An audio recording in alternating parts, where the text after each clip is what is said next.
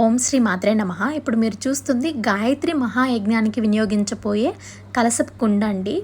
ఇలాంటివి 108 కుండలతో మహాయజ్ఞంగా ఒక శోభయాత్ర నిర్వహించాలనుకుంటున్నారు గాయత్రి ట్రస్ట్ వాళ్ళు. దానికి సంబంధించి ఒక ఉపాసన పుస్తకం మరియు ఇన్విటేషన్ లెటర్ అనేది ఇచ్చారండి. ఈ ఇన్విటేషన్ లెటర్లో చాలా క్లియర్గా ఉంది. శోభయాత్ర అనేది ఆగస్టు 8వ తారీఖున సాయంత్రం 4 గంటలకి పాత మంగళగిరిలోని సీతారాముల కోవెల దేవస్థానం నుంచి లక్ష్మీ నరసింహస్వామి దేవస్థానం వరకు అంగరంగ వైభవంగా జరగబోతుంది. ఈ శోభయాత్రలో పాల్గొనబోయే 108 కలశాల్లో ఒక కలశం కూడా మన ఇంట్లో ఉందండి. మనం కూడా ఆ రోజు ఈ శోభయాత్రలో ఉండబోతున్నాము. అలాగే ఈ ఉపాసన ఎలా చేసుకోవాలి, గాయత్రి పఠనం ఎలా చేసుకోవాలన్నది క్లియర్గా మనకు ఒక పుస్తకం ఇచ్చారు. వాటితో పాటు గాయత్రి మంత్రం రాయడానికి ఒక పేపర్ అనేది ఇచ్చారండి.